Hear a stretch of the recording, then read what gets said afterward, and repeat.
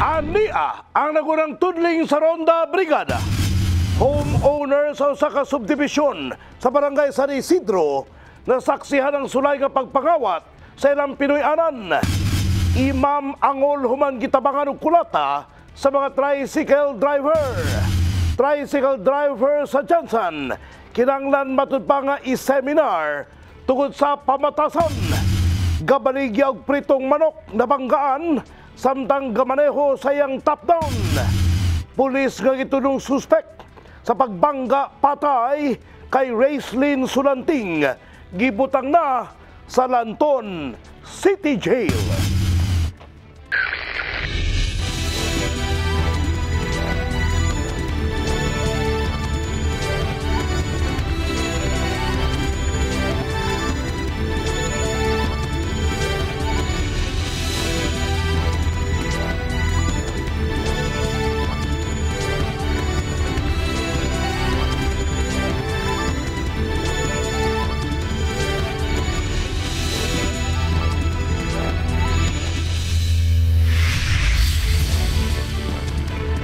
Sok Sergeant mayong gabi, adlawng Lunes, Setyembre 18, 2023, live, gikan din sa Brigada News Center. Kami ang inyong mga kabrigada nga maghatag sa inyo mga balita, dili lamang sa Sok Sergeant, ingon man sa managlahing rehiyon. Ug kini ang Ronda Brigada.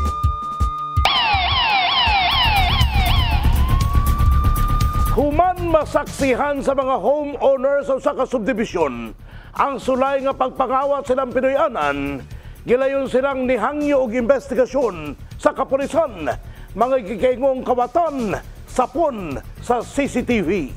Ibrigada mo MJ Fernandez. Panahon sa bear season pa lang, apan wala tuon na ang insidente sa pagpangawat sa Jansan.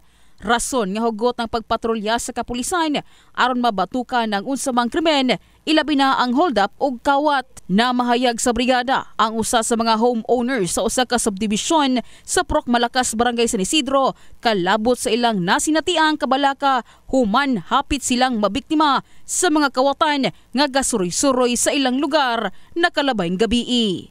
Saysay ni alias June nga alas 12 ang takna sa kadlawon adlawng Sabado na matikdan nila ang tulo ka kalalakihang sakay sa usa ka motorsiklo o gisuloy ang kawaton ng ilang mga kabtangan sulod sa ilang compound.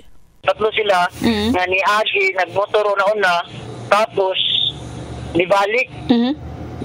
Pagbalik nila, nihunong sila dito sa may ngit-ngit. Ang isa nagpabiling day sa motor tapos ang duwa mo sulod dun sa balay na mo. May gani lang kay nakagawas ko ng gabi alas 12:27. Pagsilit na ko, nakakita kong tao sa kilid sa pader sa mong balay. So nakita na ko siya. So naniid na ko siya kung siya yung ginabuhat. So nagariti na dito siya nga mukuhan. Gibili niya yung chinilas. Samtang gipaniguro usab sa kapulisan sa San Isidro Police Station nga magpaday ng ilang pagpatrolya aron malikayang makahimog daotan ng mga kawatan dungan sa pagpaymangno sa publiko, ilabi na sa mga nanimuyo sa mga subdivision. Ang ginagawa natin ng mga kapulisan ay around the clock, 24 hours tayo na nagkakandak ng police presence at pinapaigting natin ang ating law enforcement operation sa ating EOR. Then nagkakaroon din tayo ng coordination sa ating mga local LGU, lalong-lalo na sa mga barangay officials at saka sa mga homeowners associations. At saka pinapaigting natin yung kampanya natin sa gipaniguro sab sa kapulisan nga mamahimong masakpan ng mga individual nga adunay dili maayong tumong sa katilingban, pinaagi sa pagsuta sa tanang kopya sa CCTV footage nga ilang makalap. In the heart of changing lives, kini si MJ Fernandez sa Brigada News Jansan. Brigada News. Angol ang usa ka imam gikan sa Alabel, Sarangani Province, human gitabangan og kulata sa mga tricycle driver. Ang gitudlong hinungdan ang gas-gas sa pintura sa unit sa usa ka tricycle nga nauli sa road rage. Ibrigada mo, Verdiazon.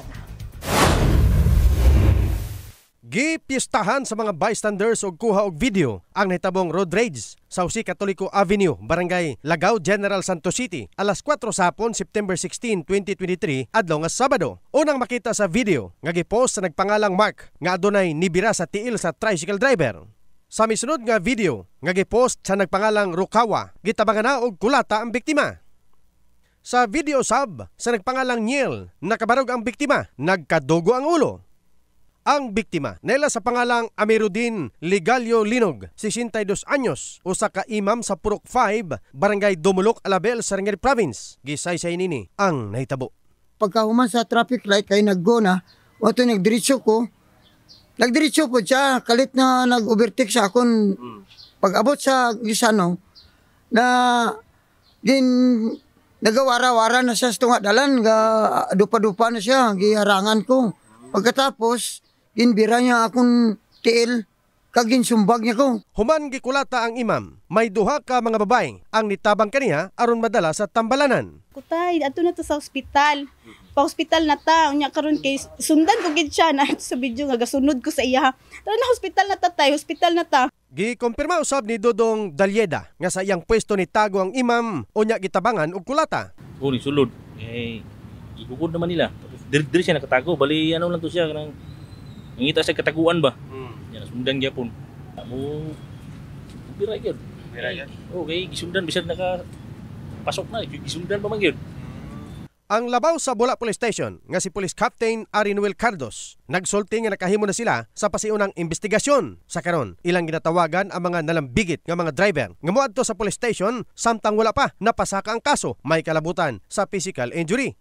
So ang gusto na ako mahitabo is ipatawag na mo itong mga na-involved to get their side of the story. Physical injury yan, ang minimum yan. Tapos plus itong ano niya pa, bayaran nila itong danyo sa nag-agasto sa hospital. Pero at the same time, siyempre, pwede po siya kasuhag damage to property atong isa. Kung magkasuhanay sila, nasa decision man na nila kung magkasuhanay sila or dili. Samtang hustisya ang ginapangayo sa biktima o sa iyang asawa. Dapat matagaan yun to og hustisya, sir. Kay dili jud namo madawat nga gibuhat sa iya. Murag hayop nga ginagipang lamposan. Unta makita na to sila para makulong sila. Kung ano ang iyang nasala, kung siya balaod nga ikuan sa iya, katulang dili ko magpa-ariglo sa iya. Kaya ang nahimo is ko, dili lalim kay daw patyo niya ko eh. In the heart of changing lives. Kini si Ver Jason para sa Brigada News Jansan, Brigada News. Ang ilang matulpang ipanalom sa seminar ang mga tricycle drivers sa Jansan. Kana ang butsyag sa mga commuters, kinituhod sa natabong mga road rage. Asa, miresulta og nervyos sa susama nilang pasahero. Ibrigada mo Lizel Labaho. Nagapanawag na lang og kailang nga tricycle driver o dili ba mo sakay na lang og multicab ang commuter nga si Gina Moiso. Rason ang kahadlok og nervyos nga nabati niya matag makasakay og kaskasero o ginit nga ulong driver. Yang mga tricycle usahay mahadlok ka para sa gani nag-overtake ang ang motor sa mo, uy, Ginoo ko Lord. Kainit guro sa ilang ulo, sa kay wala na kay pasahero sakay sa ila kaya sobrang kadaghan sa ila gagawa na. Siyempre hadlok siya sa mga commuters labon na estudyante kay kanang madamay lang god niya. Walay kaalam-alam unsa ilang kung unsa ilang alitan. Alang kanila, kinahanglan matud pa ipailawom sa seminar ang mga tricycle driver kabahin sa saktong pamatasan. Kahinumduman nga adunay trending nga video karon sa social media kalabot sa road rage kun kulatahanay sa mga tricycle drivers. Uy, dapat man gyud na siya kanang ang mga bataon pod uy mag-seminar sila usa bago sila mag-driver para iwas gud nga mga inana gud nga gamay lang alikas dayon masuko. Kanang mga driver nga dali lang kayo mag-init gud ang ulo. Kanang pag maka-enkwentro sila kay masuko dayon sila. So need nila kanang mag-agi og seminar. Sigun usab sa idarang tricycle driver nga si Henonito Isidro, dili na bag-o kanila nga makaengkwentro og initon usab og ulo nga driver. Paubos na lang matud pa sila aron likay sa gubot. Ubos lang yun ma'am kay listen na kay kasi baka kita tang kwentro pag sinumagayon niya kasi padung nga lang nasa trouble ma'am. Dapat driver ka, pasensyado gid ka. Pareha na ng makating ka. Kung wala man kayo na ego, ayaw na lang kag-react. Mag-react ka, pero ayaw na kung mag-react ka, mag-react po ting isa, mudako, nag-away lang mo duwa. Hangyo na lang usab sa kaubanan nilang tricycle driver nga mahimong pasensyoso matag mo biyahe. In the heart of changing lives, kini si Brigada Liza Labajo sa Brigada News Jansan. Brigada News.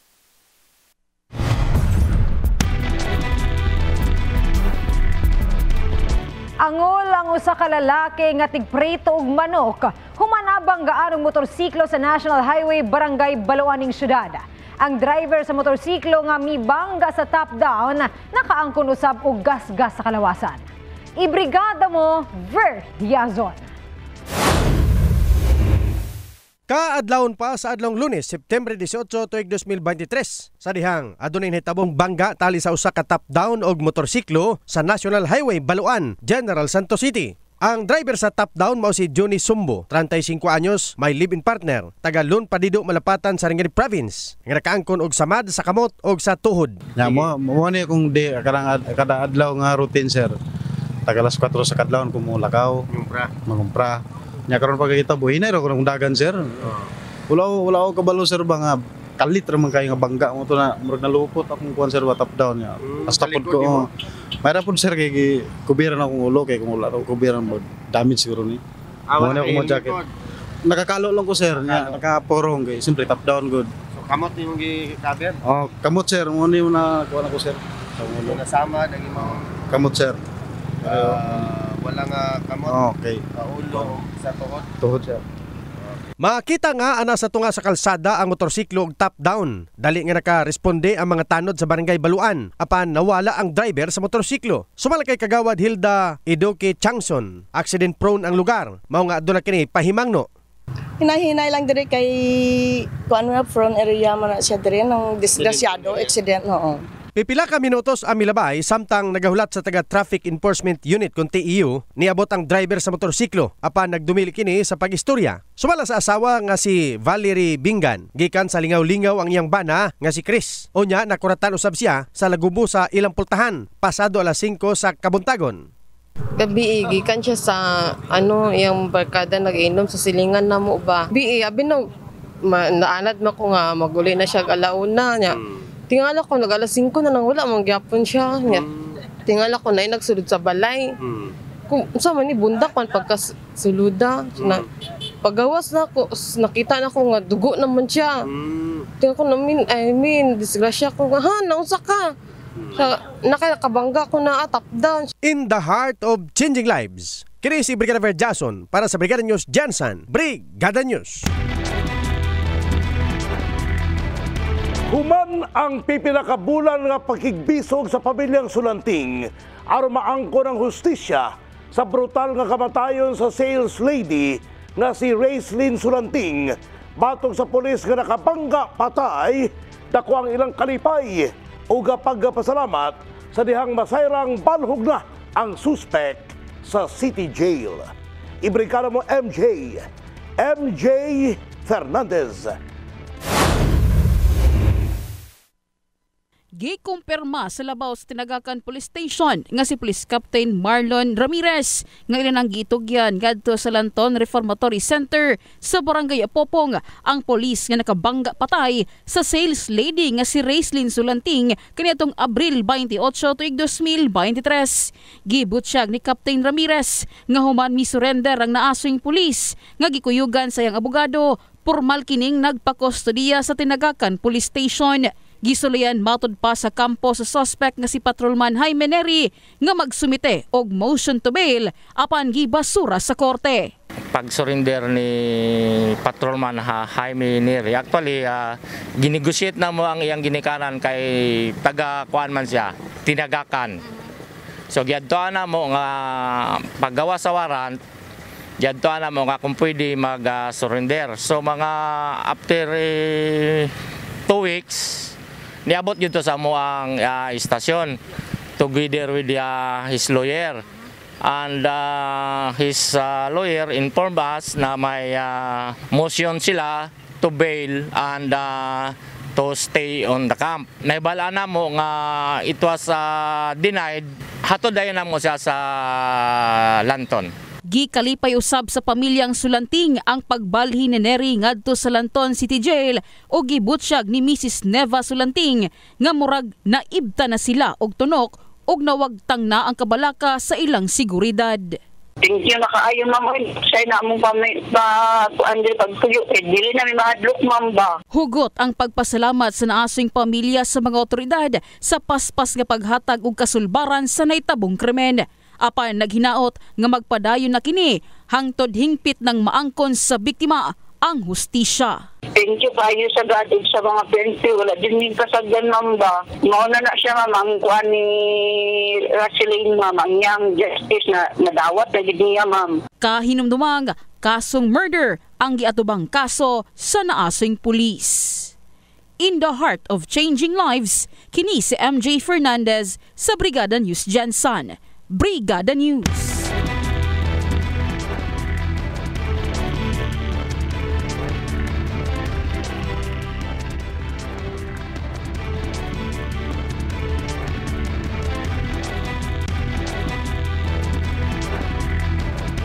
Seguridad sa publiko gipaniguro sa kapulisan bisan pa man gun ban dungan sa barangay o sangguniang kabataan election 2023. Mga lutsanan sa Jensen kanunay ginamonitor.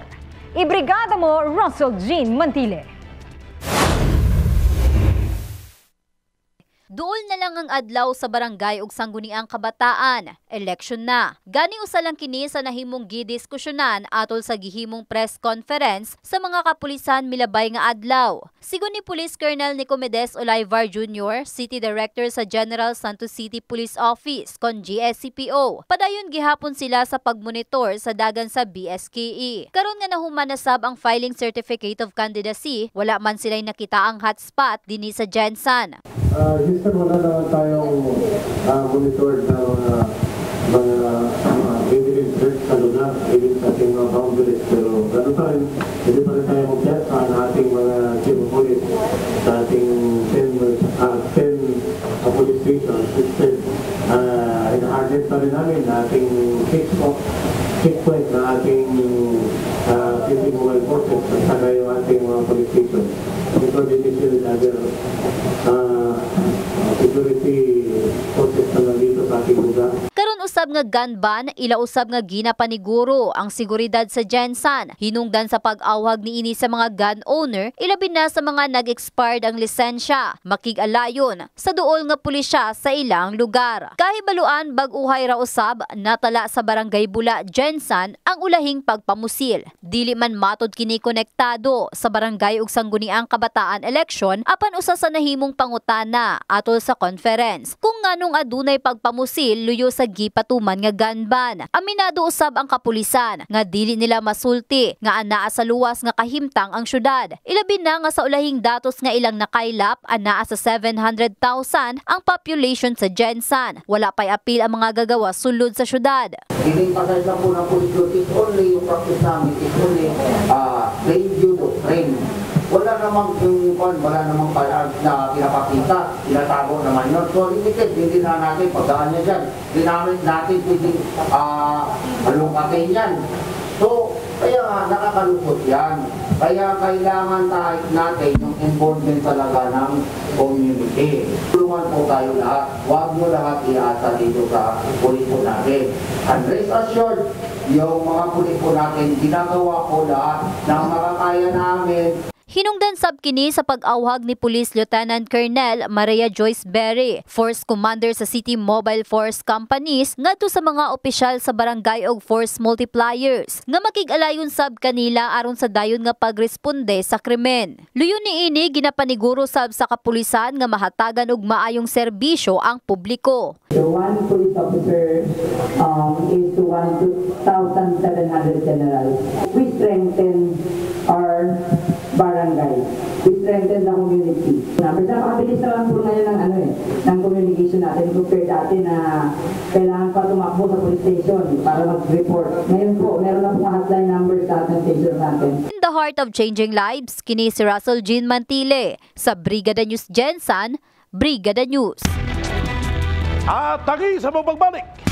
Barko sa China nga nasa pantalan sa Sultan Kudarat gibantayan sa Philippine Coast Guard. Lumad leader nga taga Sarangani patay sa engkwentro sa Bohol. Problema sa napondo nga tubig sa basketball court gipanghinaot nga maaksyonan. Karantanan sa pagbalik sa Ronda Brigada.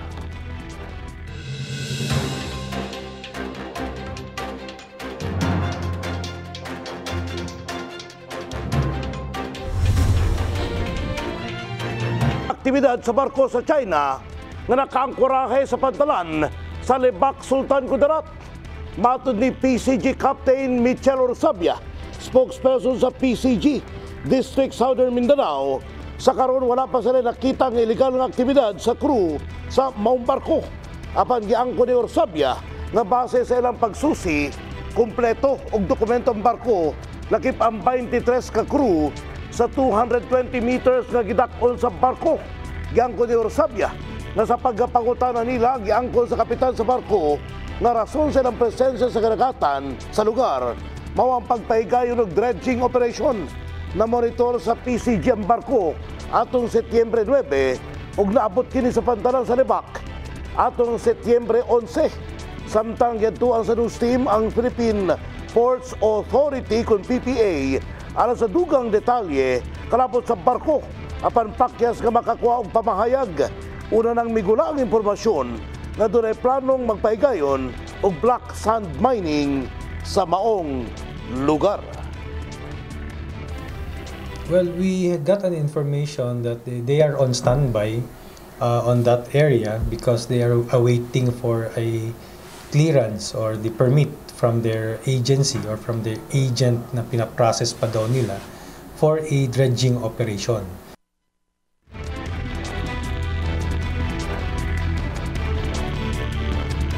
Napatay sa engkwentro tali kasundaluan sa Bohol ning nakalabayng semana ang usa ka ranking official sa Communist Rebels ug kini ang residente sa Malapatan, Sarangani Province.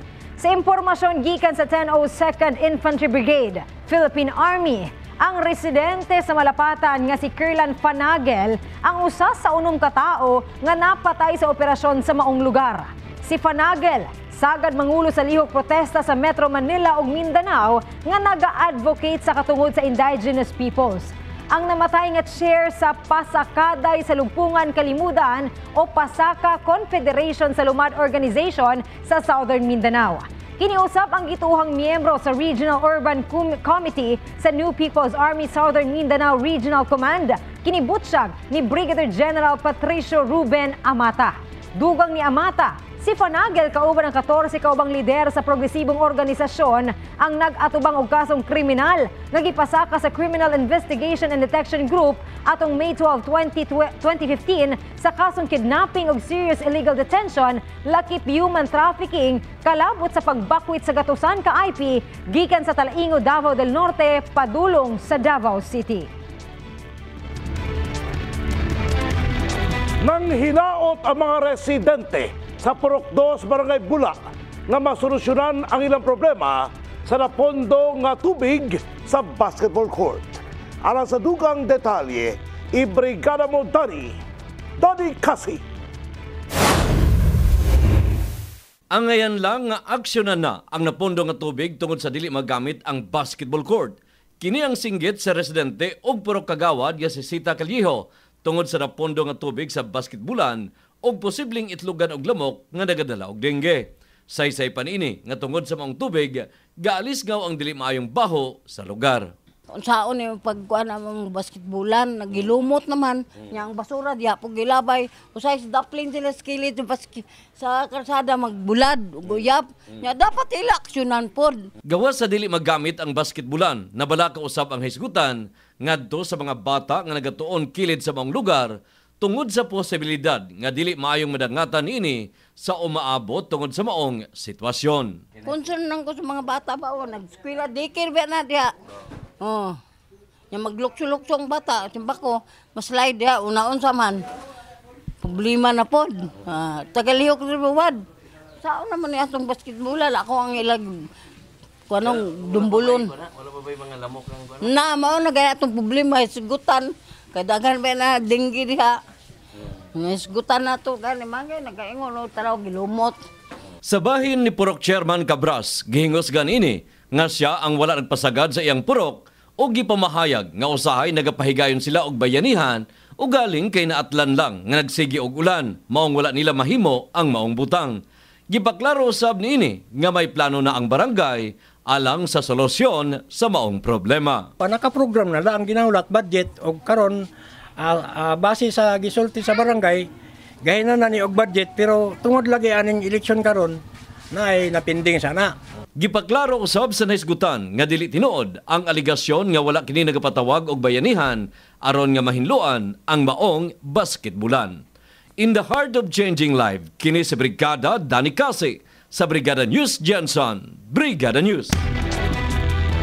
Niabot na sa 12,000 ang backlog sa General Santos City kung kadtong mga mawala pa na human og imprenta ang lisensya. Problema kini, sigo ni Muammar Madid, Officer in Charge sa Licensing Division, Land Transportation Office kon LTO. Sa tibok nasod sa matag adlaw, gikinahanglan nga maka-release og 22,000 ka mga license card ang LTO. Apan tungod sa mga nahimong babag, sama sa nahitabo karon nga dapat sa October 2023, sigon ni Madid, nahuman na ang validity sa katong mga nag-expire na nga mga lisensya gikan sa bulan sa Abril ning tuiga. Takda na unta silang makahinahinay og pag-release, gumikan ana-ana sa Region 12 ang uban. Apan Setyembre sa islang, nagpagawas na sabog bagong memo ang LTO nga i-extend kini hangtod sunod tuig 2024 sa susamang bulan ang validity. Kahibaluan nga rason sa pag-extend, mao ang posibilidad nga magka-problema ang buhatan sa LTO sa pag-deliver sa mga plastic cards sa driver's license tungod sa nahimong issue sa napilding bidder. May pinalabas na naman po na memo na until April 1, 2024. Walang penalty, hindi pa pasok yung license nila. Extended hanggang 1 year po yung nangyari. Kagaya ngayon, walang tao din na nag-renew kasi inaisip na sila ngayon, doon na lang kami sa April 2024 kasi wala namang license card talaga yung problema ngayon. Mas maganda siguro na mag-renew na sila para hindi magdagsaan pagdating ng panahon. April 1, saka sila mag-renew, baka hindi sabay-sabay, mahirap ikita.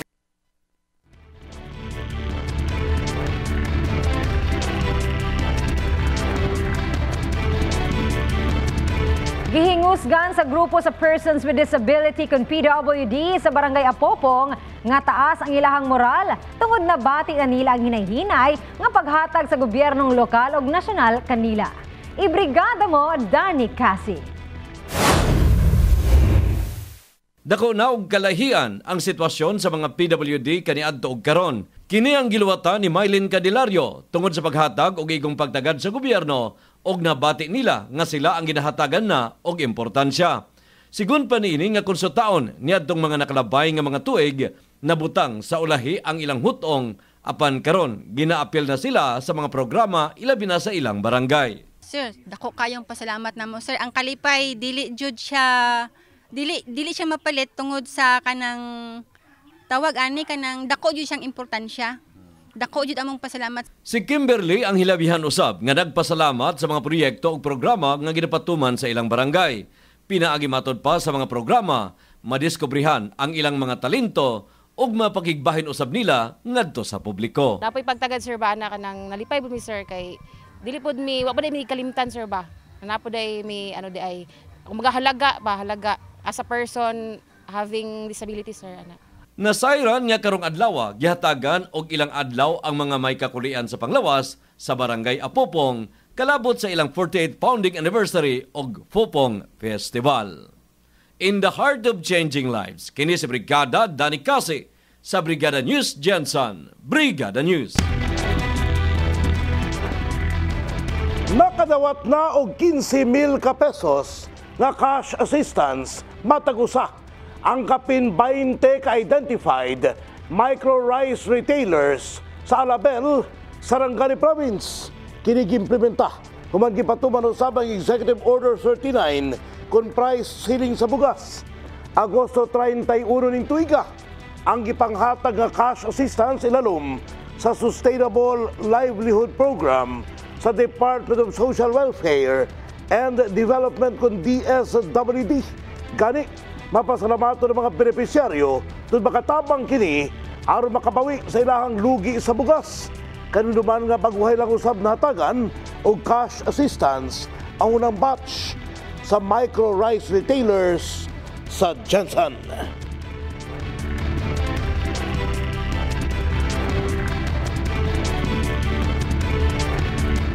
Mapasalamaton karon ang 11 ka pamilya sa Jensen nga baguhay lang nasunugan human nakadawat og food assistance gikan sa brigadahan wantahanan.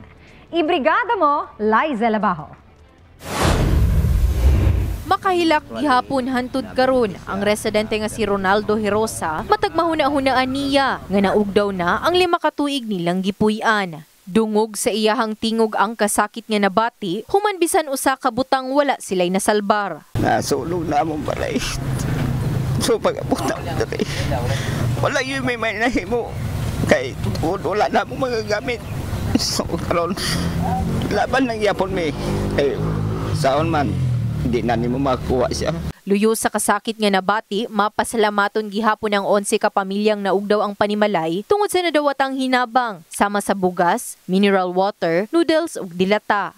Nagpasalamat po ko sa brigadahan nga dako yun ako pasalamat nga naamoy gihatag. Ako nagpasalamat ko sa brigadahan nga aning ko sa modo nakatabang sa pasalamat silang gihatag nga tabang sa among tanan diri sa pamilya Compound Timon.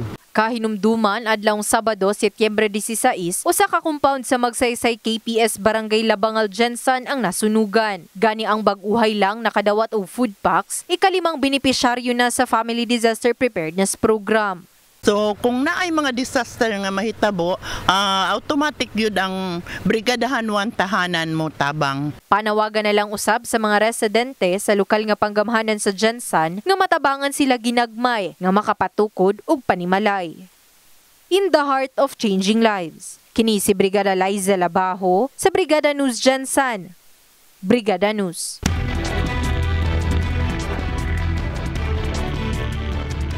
Usa na sab ka person with disability sa Sagrado Corazon, Barangay Bula, Jensen ang nakabenepisyo sa programang Brigadahan Wantahanan. Ibrigada mo Russell Jean Mantile. Dili masukod nga kalipay ang gibati ni Tatay de la Rosa Dulalas, 52 anyos, usa ka person with disability, human wala kini magdahom sa pagduaw kaniya sa mga personay sa Brigadahan Wantahanan. Gani dihang naabtan kini sa news team. Ana lang kini sa iyang ginatinirang abandonadong balay nga nahimutang sa Sagrado Corazon, Barangay Bula, Jensen. Sa kasamtangan dinhi usa kini tigtulugan, gumikan wala sab matud siya'y kadulan nga iyang kabanay. Kuha na lang ko, gusto ko mong simba, di kay ikaw kasimba, kay yung nanay akong kahimtang. Ako rin isa, layo man simbahan. Magkuha na ni katuig, 4 years na. Taas akong sugar niya, abot og 500. Pasalamat po sa akong doktor. Gaan po, sino, mantag na ako yung grasya nga, na maluoy sa kuha. Salamat ko sa Ginoo. Doon ko na akong pag-ampo. Mga silingan na lang matod niya ang panagsa nga nagatunol kaniya og makaon. Mayo na lang matod kini nga siya makasurvive sa pang-adlaw-adlaw. Naluoy sila sa kuha. Pagkaon, nag-aabog ko nila. Sa di ko matagaan, palit lang kong biskwit sa tindahan. Gainom kong tambal, na way sulod akong tiyan, basig madaot akong tinai. Maigo po akong kidney. Munang usay kong kaon, palit kong biskwit. Shooter mo lang na ako. Kanhi matud siya ka operator sa intensive care unit kon ICU sa usa ka balay tambalanan sa Jensen. Apan sukad nga giatake kini sa sakit nga diabetes. Nawad-an kini og usa ka tiil ug wala na makatrabaho pa pag-usab. Gani, aduna matud siya'y tulo ka anak, pan aduna kini wala pagkasabtanay. Gimingaw ko kay ako man ang mga anak, ang sila wala man sa gimingaw sa kuha, okay lang. Ako mga anak, mahal ako sila. Malipay ko. Salamat ko sa Ginoo. Maria Miland Morales, social worker sa Brigadahan 1 Tahanan. 7 ka bulan pa lang matod si Tatay Ray nga nahimong miyembro sa maong programa. Gani nakit-an matod nila ang sitwasyon ni Tatay Ray. Ginaagwanta na lang ni ini nga matulog sa iyang wheelchair. Gumikan sa wala kini mahigdaan, wala sabtarong nga kapuy-an. Kahibaluan nga tumong sa programa, ang makatabang gayud sa isig katawo, pinaagi sa pagtinabangay dili lamang sa adlaw sa katalagman. Gani isip pahalipay na sabkang Tatay Ray, nahatagan kini og pangkonsumo og cash assistance. Sa membro nato nga nakita nato nga nanginahanglan og tabang aksyon kaagad ang 1 Tahanan. Labi pa si Sir isa ka PWD og nanginahanglan gid sa tabang.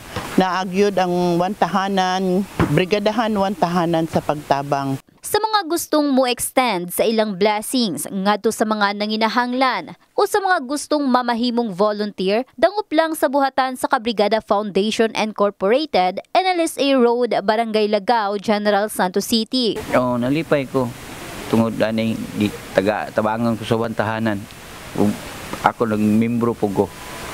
Nga maayos ang brigada, kabalo maluoy, matabang. In the heart of changing lives, kini si Russell Jean Mantile sa Brigada News Gensan, Brigada News. At tangi sa mong pagbalik. Dole, giawhag ang mga employer nga maghatag og dugang nga paid leaves ug flexible work arrangement options ang mga empleyado. 14 kasakay sa nahagsang eroplano sa Brazil, walay nakaluwas. Ug lungon sa giingong alien, gipresentar sa Kongreso sa Mexico.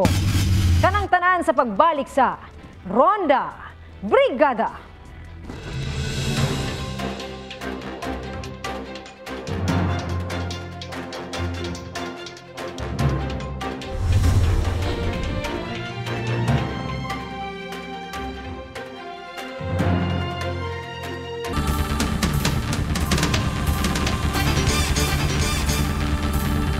Giauhag sa Department of Labor and Employment kondole ang gobyerno o empleyado o mga employer sa paghatag og dugang bayad sa mga leave o flexible work arrangement options sa ilang mga empleyado aron masiguro ang mental well-being sa mga trabahante.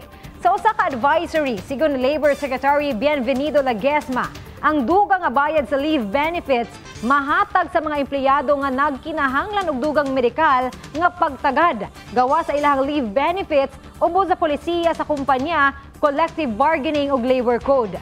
Kinahanglang siguraduhon usab sa mga employer nga ang ilang mga empleyado mahatagan og epektibo nga serbisyo sa pangisip ug pag-atiman sa kaugalingon. Gidasig usab sa kalihim ang mga employer nga ikonsiderar ang flexible work arrangement ug rescheduling sa oras sa trabaho ug uban pang benepisyo. Kinahanglan usab madunay mga kalihukan ug mga programa nga nagapasiugda sa kahimsog sa pangisip sa mga trabahoon. Gitambagan usab ang mga empleyado nga mo-avail sa healthcare services ug mga pasilidad nga accredited sa PhilHealth kung gikinahanglan alang sa ilahang mental health. Insistir sa Presidential Anti-Organized Crime Commission kung PAOK na kinahanglang temporaryo ngay hunong ang online registration sa mga SIM card masalitabong pagdawat sa system sa peke nga identity ug information. Mato ni PAOK Executive Director Undersecretary Gilbert Cruz, nakasakpit sila ug ang mga ekipo nga makarehistro sa 64 million cards nga sabay-sabay. Kalabot nini, minsistir si Cruz nga kinahanglang susihon sa mga telecommunication companies ug sa mga otoridad ang impormasyon sa mga nagparehistro physically o manually aron ilang mapapas ang mga nagpasa ug dami information ug masikop ang mga naghimo niini. Kung makompleto na ang online registration, kinahanglan nga salaon ang impormasyon nga gisunod sa mga nagparehistro matud niya. Sa katapusan, gisugyot sa opisyal ang pag-issue sa usa ka mando nga magtugot sa mga telecommunication companies nga adunay reference gikan sa mga ahensya na nag-issue sa ID aron masusi ang ilang pagkatinuod.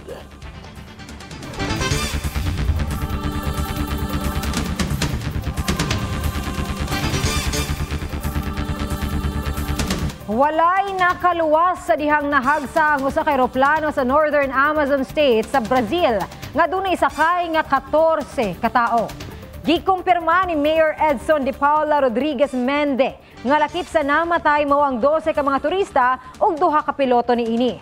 Si Vinicius Almeida, ang state security sa Amazonas, midetalye nga ang insidente nga nahitabo tungod sa kusog nga pag-ulan nga mo'y hinungdan nga mubulan. Samtang ang Monax Air Taxi, ang airline sa nahagsang eroplano, ni pasalig nga ilahang ipagawas ang tanang impormasyon. Samtang nagpadayon ng investigasyon sa nasangpit nga insidente.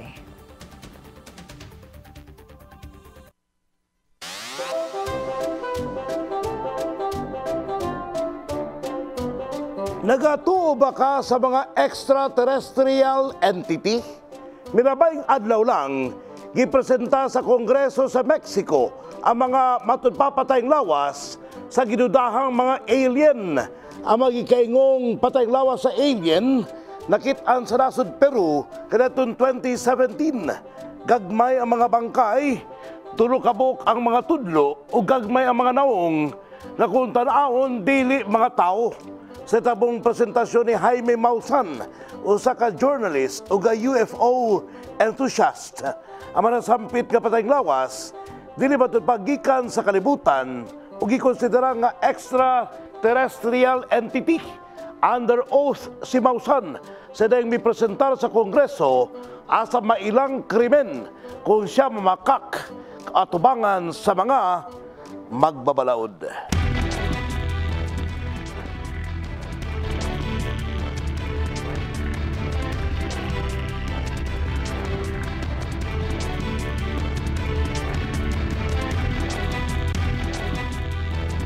Padayon gihapon sa pagdawat ang Kabrigada Foundation Incorporated alang ngadto sa mga kabrigada nga nanginahanglan og hinaba. Alang sa cash donations, mamahimo kining ipadala sa Kabrigada Foundation Incorporated Security Bank Account Number upat ka 0378-40172. Ug alang sa in-kind donations, ipadala kini sa Brigada Complex nga nahimutang sa NLSA Road, Barangay San Isidro, General Santos City. Ug sa mga gusto sab nga mamahimong Brigada Volunteer, pwedeng mudangop dinhi sa istasyon ug magpalista.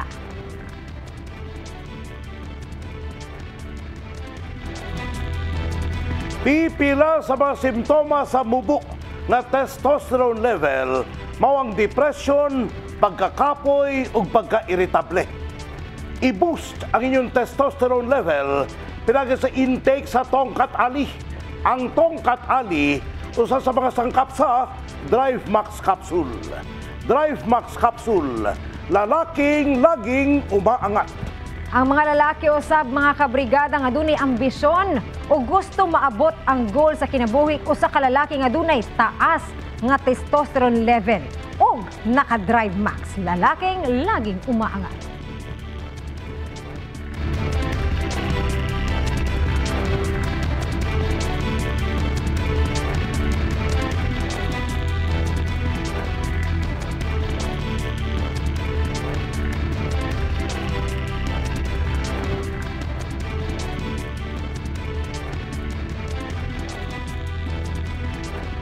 Mga kabrigada, 98 days na lang, Pasko na! Jingle bell, jingle bell, jingle bell rock. Ug mao ka nang naglangkob sa Ronda Brigada karong adlawng Lunes. Mga istoryang 24 oras nga gitutukan sa news team sa Brigada News TV. Ako si Brigada CJ Sering, in the heart of changing lives. Kinatibuk ang pagserbisyo hatod alang sa publiko. Walay sagol bakak, tanan alang sa kamaturan. Kini si Konsehal, Attorney Can Kasaligan Balyeke, palaban para sa taong bayan kung para sa tao, sadyang mapagmahal. SM, in the heart of changing lives. O kiniyang, Ronda Brigada!